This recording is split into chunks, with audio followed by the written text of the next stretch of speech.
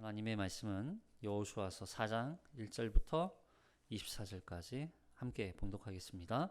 그 모든 백성이 요단을 건너가기를 마침에 여호와께서 여호수아에게 말씀하여 이르시되 백성의 각 지파에 한 사람씩 12사람을 택하고 그들에게 명령하여 이르기를 요단 가운데 제사장들의 발이 굳게 선 그곳에서 돌 12를 택하여 그것을 가져다가 오늘 밤 너희가 유숙할 그곳에 두게 하라 하시니라.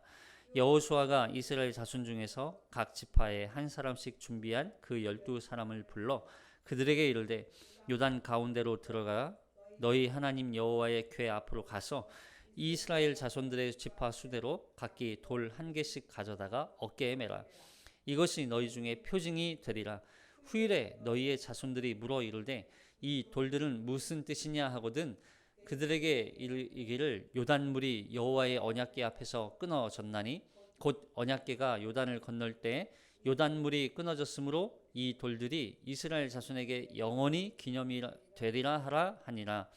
이스라엘 자손들이 여호수아가 명령한 대로 행하되 여호와께서 여호수아에게 이르신 대로 이스라엘 자손들의 지파의 수를 따라 요단 가운데에서 돌 12를 택하여 자기들이 유숙할 곳으로 가져가다 거기에 두었더라. 여호수아가 또 요단 가운데 곧 언약궤를 맨 제사장들의 발이 선 곳에 돌 12를 세웠더니 오늘까지 거기에 있더라.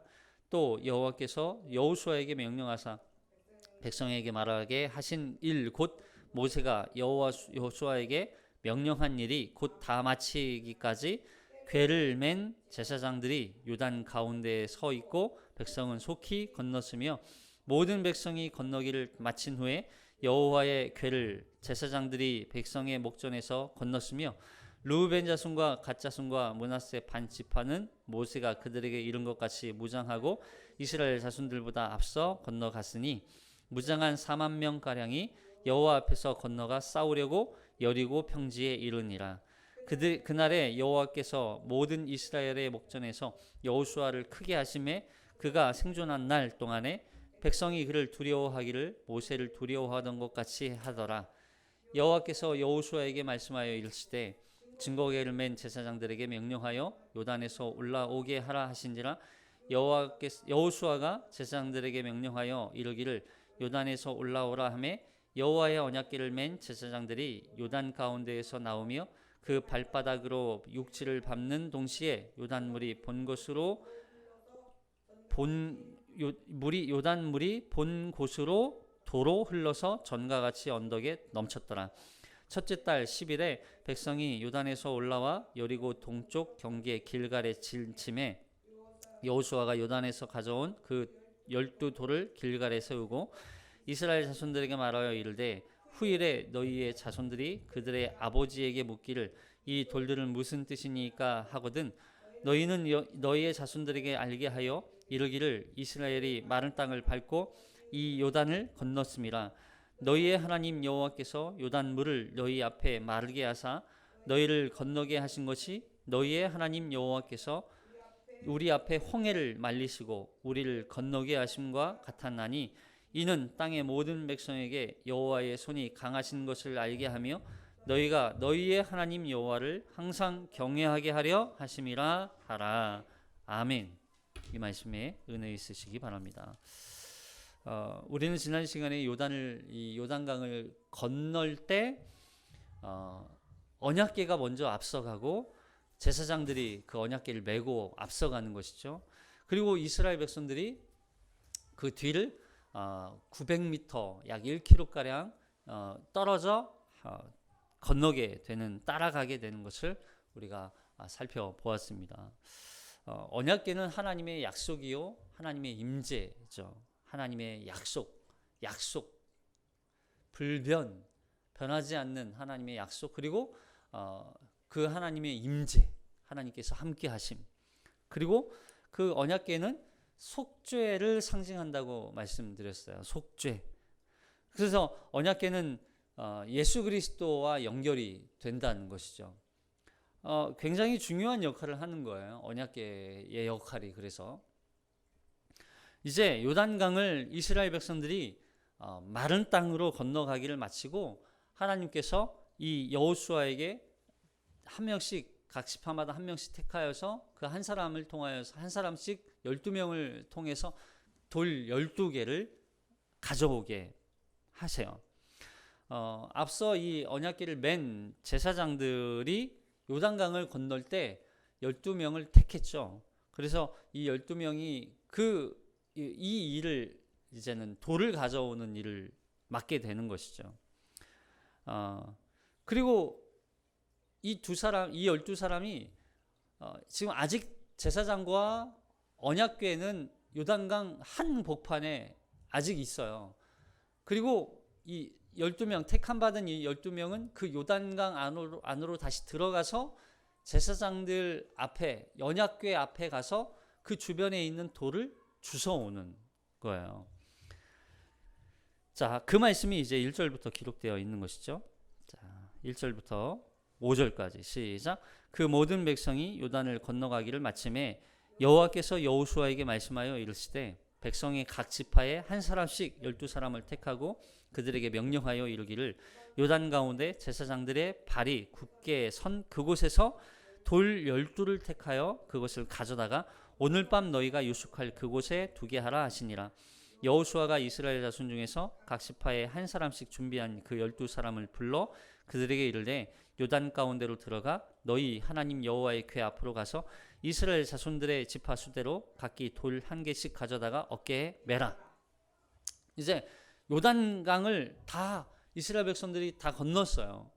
그리고 이제 그 언약궤와 제사장들만 빠져나오면 되는데 그 언약궤가 아직 남아 있고 12사람이 다시 그 언약궤 앞으로 요단강 속으로 다시 들어가야 되는 거예요. 근데 이 돌이 돌을 가져와라 하니까 이렇게 조그만한 짱돌 같은 그런 돌로 이해하시면 안 돼요. 이 돌은 건장한 사람 한 사람이 겨우 들고 나올 수 있는, 여기서 이제 이 돌을 어떻게 했대요? 어깨에 매라 해죠. 어깨에 매라. 그러니까 짱돌 같은 그런 돌이 아니라 굉장히 크고 무거운 돌이에요. 어깨에 매야 할 만큼 건장한 남성이 들어야 하는 거죠. 이게 왜소하고 깡마른 사람이 이렇게 그런 돌 주워오는 그런 정도가 아닌 거예요. 그리고 더군다나 이 돌을 기념하기 위해서 돌을 길갈이라고 하는 곳에 이제 유숙할 곳, 길갈이라고 하는 곳에다가 이렇게 세우거든요.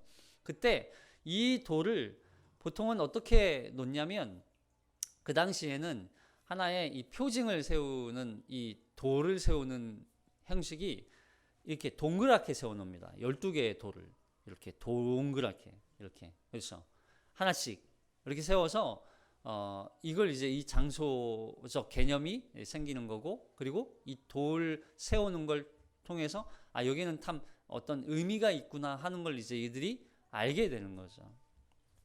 기념하라 이렇게 말씀하세요. 그 돌을 가지러 가기 위해서는 다시 어디로 들어가야 돼요? 요단강 안으로 다시 들어가야 돼요.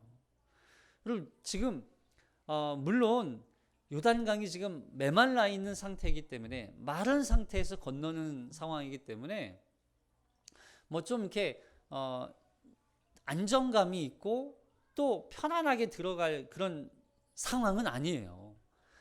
물이 흐르진 않지만 언젠가 다시 물이 덮칠 수 있는 상황이기 때문에 이 요단강 안으로 들어간다는 건 참 두려운 마음을 가지고 들어가는 거예요. 근데 그 속에 여전히 뭐가 있어요? 여전히 언약궤와 그 언약궤를 메고 있는 제사장들이 그 앞에 요단강 한복판에 아직 남아 있는 거예요.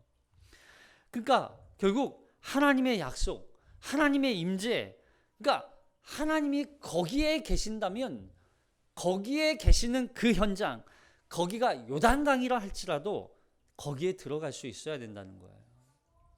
그 돌을 가져오기 위해서는 그 요단강 안으로 다시 들어가야 되는 거예요. 이게 사실은 참 그 두려움이 있지만 그러나 거기에 하나님의 임재, 하나님이 함께 거기에도 계신다는 얘기예요. 그렇다면 두려워하지 말고 하나님께서 말씀하신 그 현장으로 가야 한다는 거죠.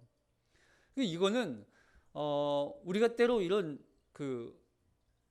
세상을 살다 보면 또 믿음으로 살다 보면 때로는 이 덮쳐오는 거대한 어려움, 고난들이 우리 앞에 있을 수 있어요. 그러나 그 고난 속에도 하나님이 함께 하신다는 얘기예요. 그 두려움 앞에서도 하나님이 우리와 함께 하신다는 것을 기억하라는 거예요. 그 하나님이 우리와 함께 하시기 때문에 우리는 그 거대한 우리 앞에 파도가 덮치고 강이 덮친다 할지라도 하나님이 함께 하신다는 그 마음으로 그 앞에 나아가는 거야. 그 하나님 앞에. 결국에는 그런데 보세요. 그 현장을 우리는 고난이고 어려움이라고 거대한 폭풍이라고 생각하지만 그 가운데 함께 하시는 주님으로 말미암아 어떻게 될까요? 안전하게 통과하는 거예요. 여러분 요단강 이 한복판에 있는 이 언약궤와 제사장들은요, 이 그대로 나온 이후에 그 돌도 함께 가지고 나오고 언약궤도 그리고 함께 나오고 그 뒤에 실제 진짜 파도가 진짜 강물이 덮치는 거예요. 그러니까 우리 앞에 보이는 이 고난들은요, 진짜 우리가 두려워해야 할 두려움이 아니라는 거예요. 진정한 우리가 두려워해야 할 것은 마지막 때 임할 하나님의 심판이 두려운 것이지. 여러분 우리 앞에 우리가 살아가는 동안에 임하는 그 어려운 고난, 어떤 환난, 여러분 이런 것들은 우리가 진짜 두려워할 게 아니라는 거예요. 주님이 우리와 함께 하신다면 우리는 그 두려움조차도 두려워하지 않아야 한다는 거죠. 왜냐하면 하나님이 우리와 함께 하시기 때문에. 그 함께 하심과 함께 이 두려움을 통과하는 거예요. 통과하는 거. 그냥 지나가는 거예요.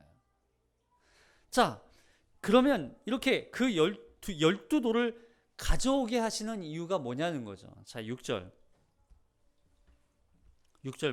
7절 시작. 이것이 너희 중에 표징이 되리라. 후일에 너희의 자손들이 물어 이르되 이 돌들은 무슨 뜻이냐 하거든 그들에게 이르기를 요단물이 여호와의 언약궤 앞에서 끊어졌나니 곧 언약궤가 요단을 건널 때 요단물이 끊어졌으므로 이 돌들이 이스라엘 자손에게 영원히 기념이 되리라 하라 하니라. 너희 중에 표징이 되리라. 이 표징이라고 하는 단어가 기념, 증거 이런 뜻이에요. 그래서 증거다. 이것이 너희에게 증거다. 무슨 증거냐? 12 돌은 요단강을 건너는 것은 절대적으로 오직 하나님의 약속, 그 약속이 하나님의 은혜로 성취된다는 것을 기억하라는 거예요. 그러니까 여러분 이 돌이라고 하는 것을 세우는 것, 이 표징, 증거, 이게 돌 자체가 뭐 신비해서 증거를 세우는 게 아니잖아요. 표징이 되는 게 아니잖아요. 하나님의 약속이 증거가 된다는 거예요. 하나님의 약속이 표징이 된다는 거예요. 여러분 요단강을 건널 때 뭐가 먼저 지나가요? 언약궤가 먼저 간다고 그랬잖아요. 여기도 7절에 보니까 언약궤 앞에서 끊어졌나니 그리고 곧 언약궤가 요단강을 건널 때 끊어졌고 그것을 기념하라. 그것을 영원히 기념이 되리라. 그러니까 뭐예요? 돌 자체가 아니라 돌을 세우는 것을 통해서 언약궤가 드러나는 거예요. 여기서 실제적으로 드러나야 할 대상은 돌이 아니라 언약궤예요. 언약궤. 야, 이 돌 봐라. 이 돌 신비하지. 이 돌을 우리가 어디서 가져왔는지 아냐? 야, 우리가 죽음을 두려워하지 않고 죽음을 무릅쓰고 저 요단강을 지나갈 때 요단강에서 가져온 돌이야. 여러분 요단강에서 가져온 돌, 이 돌이 막 어떤 신비하게 생겼을 것 같아요. 예? 이 요단강이 돌이 많으면 얼마나 많겠어요. 더군다나 이 요단강이 물살이 셀 때 이 돌이 막 깎이고 또 깎이면 돌 모양이 어떻게 되겠어요? 그냥 둥그스름 할 거예요. 둥그스름 이렇게 둥그스름. 뭐 그냥 볼품 없어요. 그냥 일반 돌이에요. 뭐 어떤 그 우리 그 수석 이게 모으시는 분들 있잖아요. 막 어디 막 산 다니시고 어디 다니시고 이러시면서 돌의 모양, 돌의 색깔, 돌의 무늬 이런 걸 보면서 이걸 모으시는 분들이 있어요. 이게 엄청 막 뭐 고가에 팔린다고도 하고 또 이걸 수석하시는 분들이 있어요. 저는 잘 몰라요. 저는 잘 모르는데 아무튼 그분들 보면 굉장히 거기에 막 이렇게 많이 마음을 쏟으시더라고요. 또 중독이 되나 봐요. 수석 모으는 것도.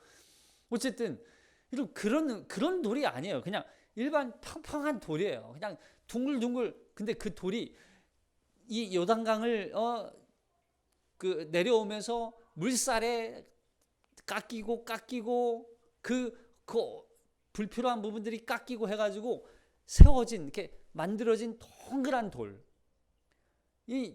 그런 차원에서 보면 이 요단강에서 이 들고 온 이 돌은 수많은 어려움과 고난을 겪어서 만들어진 돌이에요. 그렇게 세워진 믿음의 돌일 수 있는 거예요. 조금 너무 많이 가면 이제 그 의미 자체가 이렇게 희석될 수 있지만 어쨌든 돌 자체가 어떤 막 의미가 있는 게 아니라 그 돌을 통해서 하나님의 언약궤가 드러나는 거예요. 그 약속, 하나님의 임재, 하나님의 약속 보세요. 이스라엘 백성들이 가나안 땅에 이 요단강을 건너게 된 건 전적으로 이스라엘 백성들의 어떤 노력입니까? 수고입니까? 능력입니까? 아니에요. 하나님의 약속 때문에 이 땅에 들어가는 거예요. 하나님의 약속의 성취 때문에 이 요단강을 건너가게 하시는 거예요. 그 약속, 언약, 그 언약궤 때문에 들어가는 거라고요. 이스라엘 백성들 자녀들에게 하나님이 어떻게 우리를 여기로 이렇게까지 인도해 주셨는지 아느냐? 하나님의 약속 때문이야. 하나님의 능력 때문이야. 하나님이 우리를 여기로 인도하셨어. 그 하나님을 너희는 섬겨야 돼. 그 하나님을 너희는 사랑해야 돼. 그 하나님의 말씀에 너희는 순종하고 복종해야 돼. 만약에 너희가 복종하지 않으면 하나님은 너희를 더 심판하실 수도 있어. 이걸 전하는 거예요. 이걸 전하는 거예요. 자손들에게. 그래서 결국에는 이스라엘 자손들을 위해서 지금 이걸 기념하고 증표로 삼으라는 거예요. 여기 후일에 너희 자손들이 물어보면 이렇게 가르치라. 후일에 너희 자손들이 물어보면. 그러니까 이 표현이 언제 또 한번 등장하냐면 출애굽할 때 이스라엘 백성들이 홍해를 건너기 전에 마지막 심판 그 장자의 재앙이죠.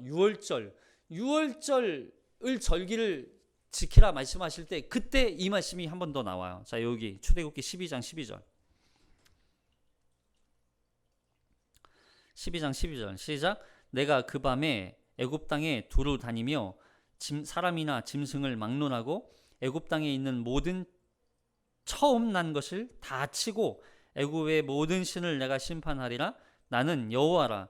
내가 애굽 땅에 칠 때에 그 피가 너희가 사는 집에 있어서 너희를 위하여 표적이 될지라.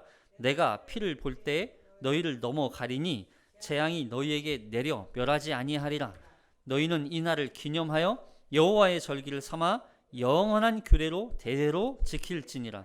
이게 너희를 위하여 표적이 될지라. 이게 표적이라는 거예요. 이게 표적이 된다는 거예요. 이게 어린 양의 피를 너희가 사는 집 문지방과 문방에 바르는 거, 그리고 그 피를 보고 죽음의 사자 영이 와서 그 피를 보고 지나간 거, 너희가 그 죽음으로부터 해방된 거, 6월 지나갔다, 죽음으로부터 지나갔다. 이 6월절 이걸 기념하라. 근데 여러분 그러면 6월절이라고 하는 절기 자체를 기념하는 거예요? 그때 바른 어린 양의 피를 기념하는 거예요. 피예요, 피. 그 피를 통해서 이스라엘 백성들이 죽음으로부터 지나가게 되었다는 걸 기억하는 거예요. 이걸 기념하는 거예요. 그 어린 양의 피가 너희의 표징이라. 그래서 출애굽 사건과 마찬가지로 이 요단강 건넌 사건도 후손들에게, 자녀들에게 두고두고 기억하고 가르쳐야 할 역사적인 사건이라는 걸 말씀해주고 있는 것이죠. 그래서 기념이라고 하는 단어는 그 사실, 어떤 사실, 그걸 마음에서 기억나게 하는 거예요. 이걸 떠오르게 하는 거예요. 마음에서 떠오르게 하는 거. 아, 유월절, 그렇지. 어린 양의 피, 그 피로 우리가 죽음으로부터 지나왔지. 이걸 기억하는 거예요. 아, 이 돌을 세워놓는 거, 돌을 세워라, 12돌을 세워놓은 거, 이걸 보면서 아, 돌 참 신기하다. 돌 참 위대하다. 와, 돌에 신비한 능력이 있나 보다. 이걸 기념하는 게 아니라 그 돌을 통해서 요단강을 건너게 하신 하나님의 그 능력과 권세와 그 약속, 하나님이 우리를 그 약속의 땅으로 인도하시는 그 하나님, 변치 않으시고 여전히 우리를 사랑하시는 그 하나님, 그 약속을 지키기 위해서 신실하신 그 하나님, 우리도 그 하나님의 말씀에 순종해야 되겠구나 하는 걸 기억하게 만드는 거예요. 이걸 기억하는 거예요. 여러분, 우리에게도 유월절과 이 요단강을 건너게 하신 것을 자녀들에게 전해야 돼요. 그걸 자녀들에게 기억하도록 전해야 돼요. 이게 신앙의 전수예요. 신앙의 전수. 자, 여호수아서 이제 계속 살펴보면 8절에 그 돌을 어디다 세워요? 자, 8절 시작. 이스라엘 자손들이 여호수아가 명령한 대로 행하되 여호와께서 여호수아에게 이르신 대로 이스라엘 자손들의 지파의 수를 따라 요단 가운데에서 돌 12를 택하여 자기들이 유숙할 곳으로 가져다가 거기에 두었더라. 그렇죠. 여기 유숙할 곳, 여기가 어디예요? 길갈이에요. 이제 한 몇 킬로를 더 지나가요. 이제 요단강을 건넜고 요단강을 지나 조금 더 가면 길갈이에요. 길갈 그 다음이 나오는 곳이 여리고예요. 사진 보시면, 사진 제가 넣어놨죠? 네. 아무것도 안 드렸다고요? 제가요? 아, 그래요? 까먹고 있었구나.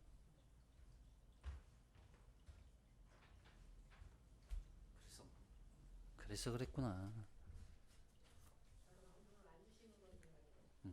자,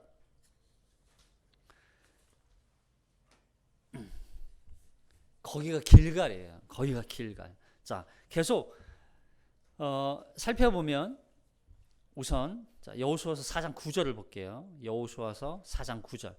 그러니까 여호수아가 이 요단강 이 제사장들이 섰던 그곳에 여호수아가 직접 또 들어가요. 거기 들어가서 돌 12를 또 세워요. 그러니까 그 길갈에 가져갈 돌 12개, 그리고 여호수아가 이 요단강에 세우는 돌 12개, 총 24개가 되는 거죠. 자, 여호수아서 4장 9절 볼게요. 여호수아서 4장 9절 시작. 여호수아가 또 요단 가운데 곧 언약궤를 맨 제사장들의 발이 선 곳에 돌 12를 세웠더니 오늘까지 거기에 있더라. 자, 돌 12를 강에서 가져다가 길갈에다가 세울 뿐만 아니라 여호수아가 이 강바닥 요단강 안으로 들어가서 또 돌 12를 또 세우는 거예요. 생각해 보세요. 이 지금 그 우기잖아요. 비가 많이 오는 계절이란 말이에요. 그리고 요단강을 지나오려고 요단강에 발을 내디딜 때 요단강이 적었습니까? 물이 많았습니까? 막 차고 넘칠 만큼 많았다고요. 그러면 생각해 보세요. 요단강 안에 다시 돌을 세우면 요단강 안에 돌 세운 게 그냥 다시 또 쓸려갈 수 있잖아요. 쓸려갈 수 있다고요. 근데 그 안에다가 다시 또 돌을 세운다는 얘기예요. 왜? 아니, 질문은 나중에. 예.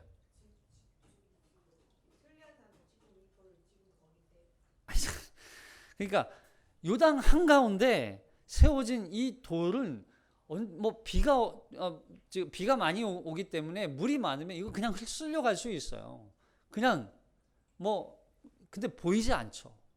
뭐 쓸려갔는지 안 쓸려갔는지 어쨌든 근데 그럼에도 불구하고 이 요단강 안에 여호수아가 돌을 세워요.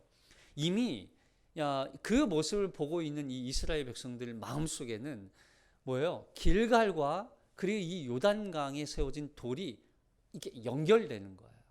그래서 그 마음속에 이 요단강에 세워진 돌을 통해서 하나님께서 약속하신 그 약속이 그 마음에 새겨지는 거죠. 요단강을 보면서 저 안에 돌이 있는데, 돌을 세웠는데 그 돌이 어디에도 있어요? 길갈에도 있었지.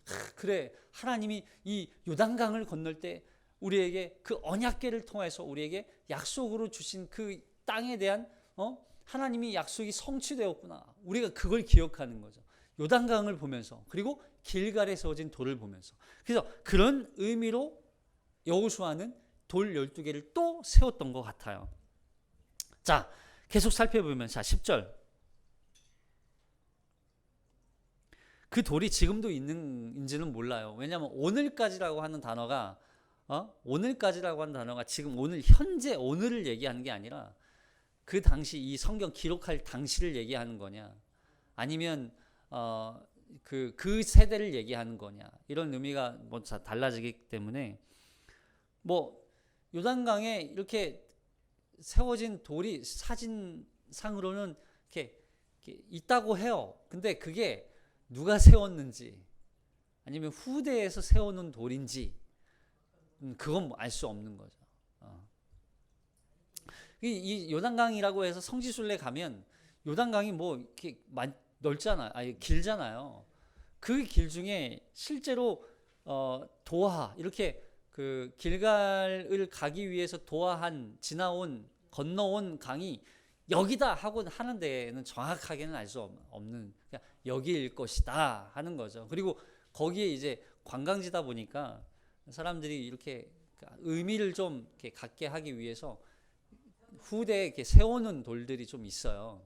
그리고 여기 보면 이 제사장들이 선 곳이라고 하는 곳이 요단강의 한 복판이냐, 아니면 강 이렇게 가운데 아니고 옆에 끝부분이냐, 이런 논쟁도 있어요. 그래서 한 가운데 세웠느냐 아니면 끝부분에 세웠느냐. 그래서 지금도 가면 요단강 그 설명해 주는 가이드들 보면 그게 다 달라요. 이게 끝부분이다 해서 요단강 끝부분에 세우는 돌이 있고, 한 가운데 이렇게 세우는 돌이 있고, 여러 가지 좀 군데군데 이렇게 있더라고요. 변색이라기보다는 이게 이제 정확한 의미를 우리가 후대에 찾기 어렵다 보니까 추론을 해서 그래. 추론을. 그게 중요한 게 아니죠. 돌 자체가 중요한 게 아니라고 말씀드렸어요. 돌을 통해서 뭐가 드러나야 된다고요? 언약궤, 약속, 하나님의 임재, 이게 드러나야 된다 하는 것이죠. 자, 10절 시작. 또 여호와께서 여호수아에게 명령하사 백성에게 말하게 하신 일, 곧 모세가 여호수아에게 명령한 일이 다 마치기까지 궤를 맨 제사장들이 요단 가운데 서 있고 백성은 속히 건넜으며, 모든 백성이 건너기를 마친 후에 여호와의 궤와 제사장들이 백성의 목전에서 건넜으며. 자, 여기 여호수아에게 명령하사, 하나님이 명령하신 일, 백성에게 말하게 하신 일, 그리고 모세가 여호와에게 명령한 일, 그게 뭐예요? 여호수아의 역할은 이거예요. 이스라엘 백성들을 가나안 땅, 약속의 땅으로 들어가게 하는 일, 실제적으로 들어가게 하는 일을 하게 하는 거예요. 그 일을 명령한 일, 모세가 명령한 일. 그리고 결국에는 여호수아가 맡은 일은 뭐예요? 이 이스라엘 백성들을 가나안 땅으로 들어가게 하는 일을 맡은 거예요. 그 일을 했다 하는 거죠. 여호수아가 그 일을 하고 있다 하는 거죠. 자, 12절. 자, 요단강을 건너자마자 그러면 끝났다. 이제 가나안 땅 차지했다. 이제 우리는 가나안 땅이 전부다. 우리 것이다. 그렇지 않아요. 뭐가 앞에 놓여 있는 거예요? 전쟁이 놓여 있는 거예요. 여리고 전쟁이. 자, 12절. 시작.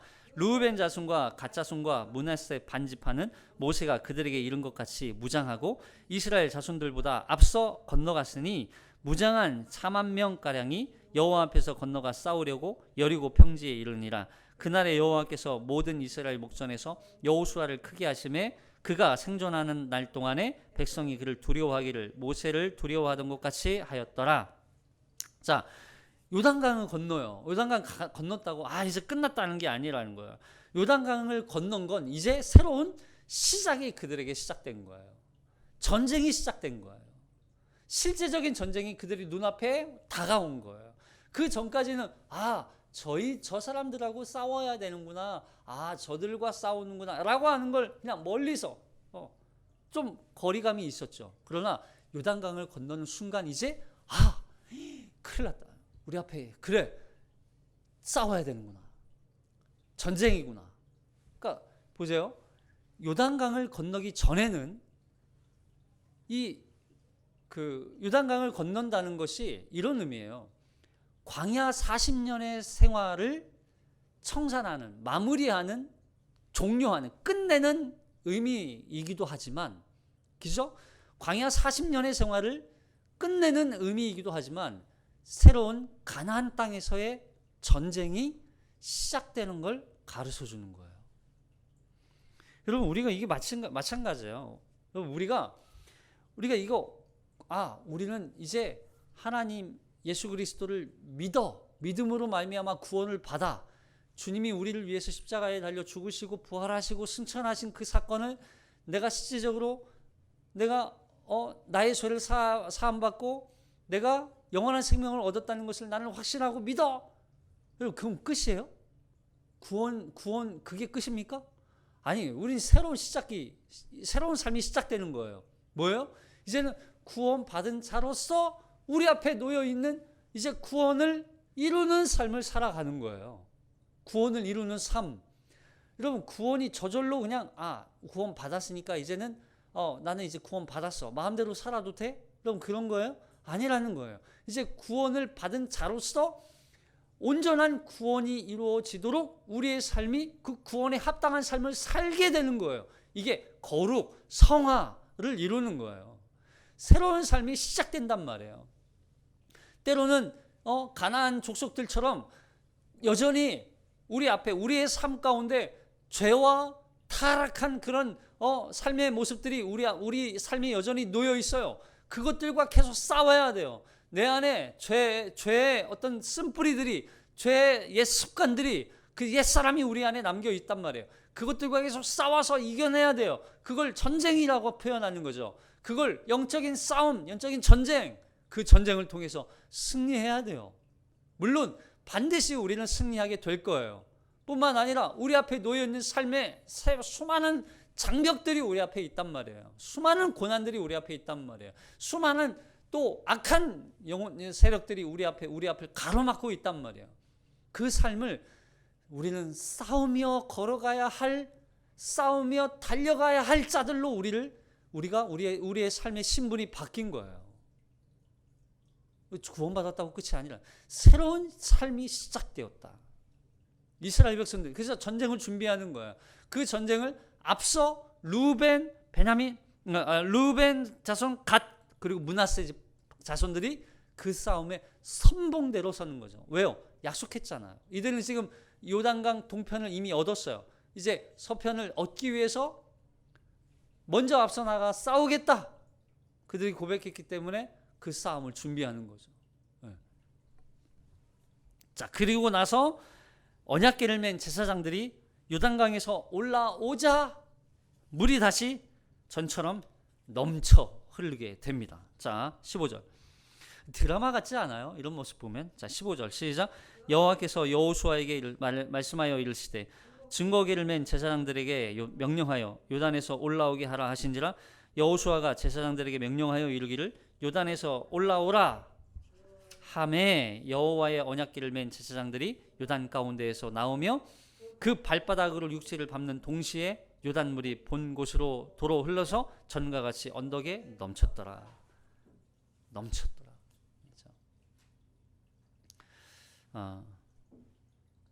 하나님이 여호와의 언약궤가 나오면 물이 흐르는 거예요. 언약궤가 그 요단강으로 들어가면 멈추는 거예요. 언약궤예요. 결국 언약궤. 하나님의 약속. 하나님의 임재.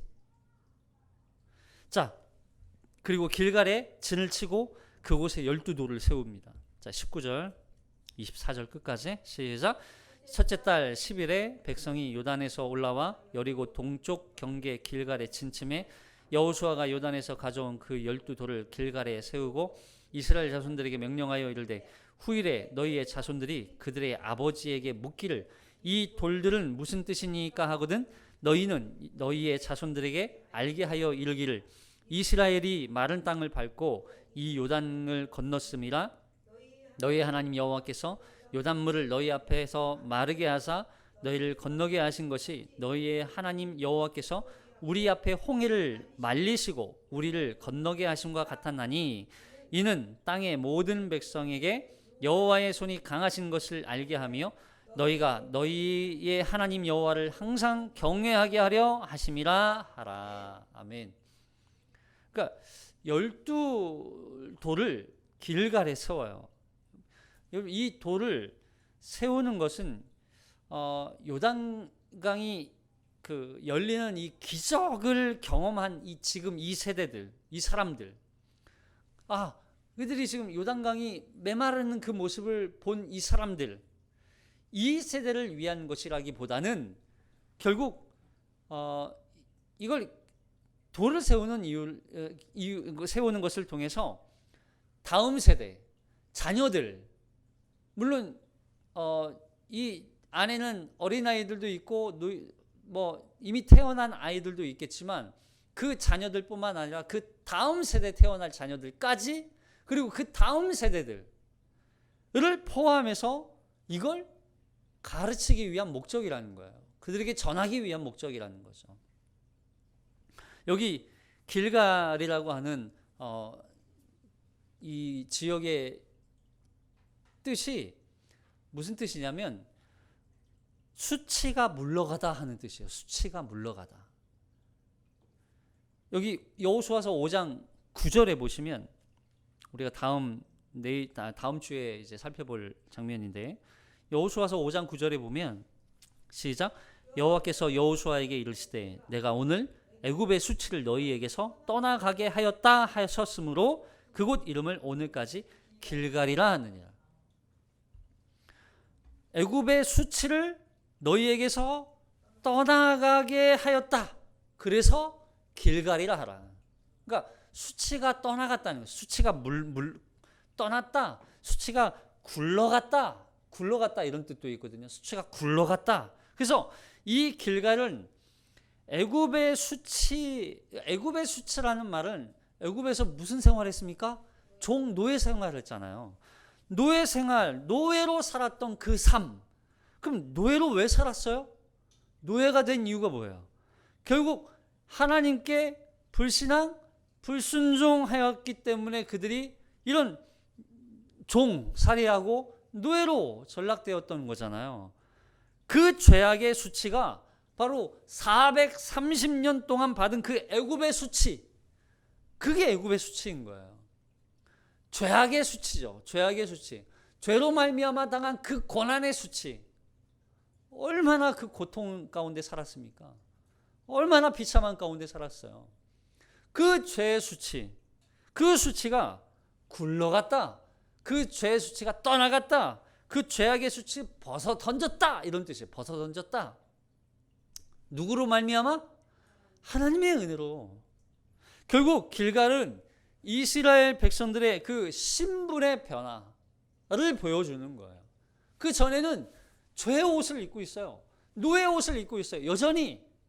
그러나 이제 길갈에 이 하나님의 이 약속, 이 12돌을 세우는 것을 통해서 그들이 이제는 우리는 이제 하나님의 자녀야 라고 하는 옷을 입는 거예요.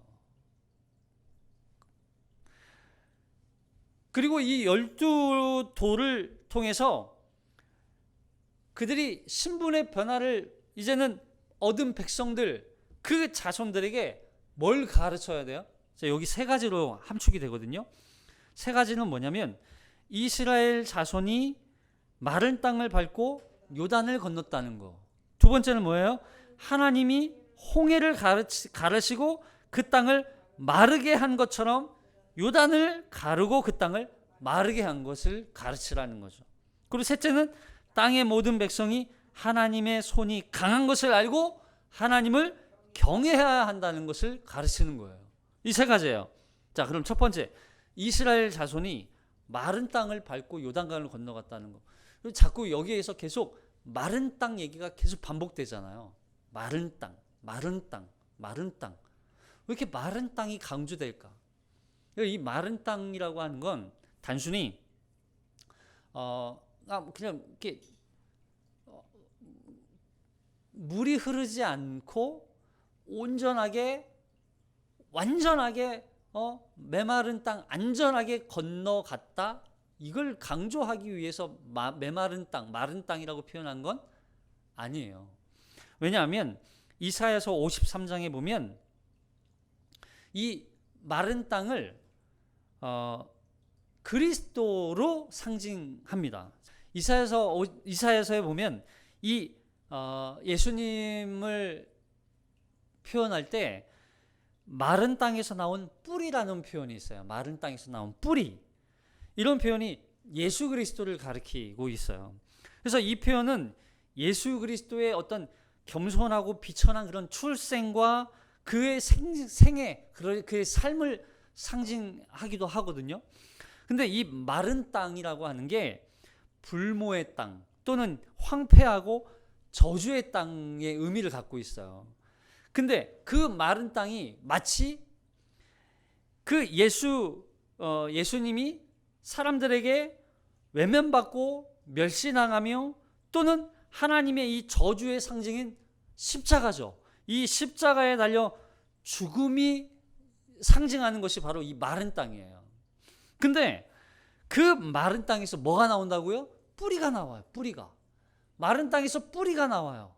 어떻게 뿌리가 나와요? 그 죽음을 이기고 그 땅에서 생명이 솟아나는 거예요. 이 마른 땅에서 나온 뿌리는 곧 그리스도가 온 인류를 위해서 죄를 위해서 십자가에 죽으신 그 죽음을 상징하지만 그 죽음으로부터 다시 살아나는 부활을 상징하는 거예요. 그래서 이 마치 메마른 땅에서도 생명, 부활의 은혜가 있는 것처럼 메마른 땅을 건넜다는 이 표현은 죽음에서 생명으로 옮겨졌고 결국 예수 그리스도를 상징적으로 표현하는 것이 이 마른 땅이 되는 거예요. 그리고 결국에는 이스라엘 백성들에게 메마른 땅을 마른 땅을 건넜다. 이 의미는 예수 그리스도로 말미암아 죽음으로부터 생명으로 옮겨졌다 하는 의미가 담기게 되는 것이죠. 그래서 마른 땅을 건넜다는 건 중요한 의미를 갖고 있는 거예요. 여러분 우리는요 원래 우리 인생은 뭐예요? 마른 땅이에요. 죽음이에요. 아무것도 없어요. 생명력은 없어요. 근데 거기에 그 죽음을 뚫고 싹이 올라오는 것처럼 예수 그리스도께서 십자가에 달려 죽으심으로 말미암아 죽음 그 속에서 부활의 싹을 틔워 우리에게 그 구원과 죄사함과 영원한 생명을 우리에게 주셨다 하는 것이 마른 땅인 거예요. 그래서 우리는 마른 땅에서 우리가 생명을 얻은 거예요. 마른 땅에서 영생의 은혜를 받은 거예요. 이게 바로 예수 그리스도의 마른 땅의 은혜인 것이죠. 둘째, 하나님이 홍해를 가르시고 그 땅을 마르게 한 것처럼 요단강을 가르고 그 땅을 마르게 하셨다. 이걸 가르치라는 거죠. 그러면 홍해를 갈랐다. 요단강을 마르게 했다. 이게 무슨 의미예요? 여러분 홍해는 무슨 사건이라고 그랬어요? 홍해는 세례라고 그랬잖아요. 세례. 여러분 홍해를 지나온 것은 세례의 의미예요. 그 세례를 통해서 그리스도와 함께 죽고, 세례가 무슨 뜻이에요? 그냥 당신은 이제 교회 회원이 되었습니다. 이런 의미만 있는 게 아니라고요. 세례를 주는 이유는 당신은 예수와 함께 이제 십자가에 죽었습니다라는 뜻이에요. 그리고 예수와 함께 살아났습니다 하는 뜻이란 말이에요. 그래서 홍해는요 예수와 함께 십자가에 달려 죽었습니다. 그리고 이 여리고 아니 요단강을 건너는 것도 마찬가지예요. 요단강에서 너는 이제 죽었다 하는 뜻이란 말이에요. 그리고 통과하고 지나 나와요. 예수와 함께 살아났다. 예수의 생명을 얻었다. 그래서 너는 이제는 예수와 함께 죽었고 이제는 예수가 너의 삶의 인도자, 너의 삶을 이제는 너의 삶을 살아가게 하시는 유일하신 왕, 그분의 말씀을 따라 살아가는 삶을 살아야 한다 하는 게 이 홍해를 지나온 것과 요단강을 건넌 것이 의미였다는 것이죠. 그리고 세 번째, 땅의 모든 백성이 하나님의 손이 강한 것을 알고 하나님을 어떻게 해라? 경외하도록 지키라, 가르치라는 거야. 여러분, 이 땅은 가나안 땅에 살고 있는 이 가나안 족속들을 의미하기도 하지만 더 넓게 보면 세상 모든 사람들, 그 모든 사람들도 포함해요. 그리고 우리들도 포함해요. 물론 이걸 너무 넓게 해석해서 모든 사람들이 다 하나님의 구원받은 자녀들이 되기 위해서 하나님이 모든 자들을 위해서 구원하셨다 이런 의미로 해석하면 안 되죠. 왜냐하면 제한 속죄예요. 택함받은 자녀들. 자, 결국 예수 그리스도께서 우리의 이 모든 죄를 사하시고 또 죽음으로부터 우리를 살리시고 우리에게 부활의 생명을 주시고 우리가 이제는 하나님의 자녀, 하나님의 택함받은 백성으로서 우리가 하나님 앞에 서게 되는 것, 그 의미가 바로 여기 자녀들에게 가르쳐야 할 것에 담겨 있다는 거예요. 그걸 자녀들이 이제는 그 구원의 은혜를 기억하며 하나님을 어떻게 하라고요? 경외하도록 하기 위한 것이 목적이라는 거예요. 여러분, 그래서 이스라엘 백성들은 항상 매 순간마다 이 자녀들이 하나님에 대해서 어떻게 알아야 하고 하나님이 누구신지 그리고 하나님에 대해서 이 사람들은 그래서 알파벳을 배우는 순간부터 성경을 가르친다고 하잖아요. 성경을 가르쳐요. 이 자녀들이 그걸 배우면서 하나님에 대해서 배우고 또 토라 율법을 배우고 그들의 구원을 배우는 거예요. 그러면서 이 자라나온 이들이 그 하나님에 대한 지식과 그 택함 받은 하나님의 자녀라는 사실 그걸로 말미암아 유대인들이 세계 모든 곳에서 선한 영향력을 끼치고 세계를 움직이고 있잖아요. 여러분, 이건 하나님이 이들에게 주신 정말 큰 은혜이기도 하죠. 여러분, 근데 이게 그들에게만 국한된 것이냐? 아니라는 거예요. 모든 하나님의 택함받은 백성들이 누려야 할 이 땅에서 큰 은혜요. 또한 이것을 그 자녀들에게 대대로 가르쳐야 할 하나님의 구원의 은혜라는 거예요. 가르침이라는 거야. 이걸 기념해라. 이것을 기억하고 이걸 항상 우리가 생일을 기억하는 것처럼 우리는 생일을 기억하고 싶지 않아도 자기가 태어난 날을 항상 기념하죠. 내가 태어난 날, 몇 월 며칠, 몇 시 이것까지 기억하잖아요. 근데 우리가 구원받은 그 구원의 은혜는 항상 망각해요. 결혼 기념을 기억하는 것보다 훨씬 더 중요하게 기억해야 될 것이 우리가 어떻게 구원받았는지예요. 우리가 어떻게 하나님의 은혜로 마른 땅 같았던 우리가 어떻게 생명을 얻었는지 그걸 기억하는 거예요. 결혼 기념 때 선물 좀 안 줬다고 투정하지 마세요. 하나님 앞에 내가 어떠한 구원을 받았는지 내가 그 구원의 은혜에 감격하고 그거에 대한 하나님에 대한 사랑으로 정말 그 뜻대로 살기 위해서 애를 쓰는 그것이 더 기쁜 것이지. 여러분, 결혼 기념일에 선물 못 받았다고 서운해하지 마시고 투정 부리지 마시고 생일 때 선물 못 받았다고 또 하필 또 오늘 생일이 또 제 생일이네요. 또 생일 때 선물 못 받았다고 안타까워하지 마시고 그냥 기쁨으로. 여러분, 이게 우리의 생일이에요. 생일보다 더 중요한 건 하나님이 나 같은 자를 구원했다는 거. 메마른 나, 그냥 이 땅에 썩어 사라지고 하나님의 심판받아 그냥 지옥 가야 할 내가 뭔데? 내가 무엇이 간데? 사람이 무엇이 간데? 하나님이 이토록 나를 간섭하시고 인도하시고 붙드셔서 그 강권적인 은혜로 나를 메마른 땅과 같은 나를 구원하셨는지, 여러분 길갈을 항상 기억하셔야 돼요. 그래서 그 열두 돌이 세워진 길갈, 내 생에 내 삶에 길갈이 어딘가, 길갈, 그걸 기억할 때 우리가 그 길갈을 통해서, 열두 돌을 통해서 그 구원의 감격과 기쁨이 날마다 차고 넘쳐. 이제 구원받은, 하나님의 택함받은 백성으로서의 삶의 어떤 신분의 옷을 입고 이제는 믿음의 선한 싸움을 싸우며 승리의 길을 걸어가는 저와 여러분이 되시기를 주님의 이름으로 축복합니다. 기도하겠습니다.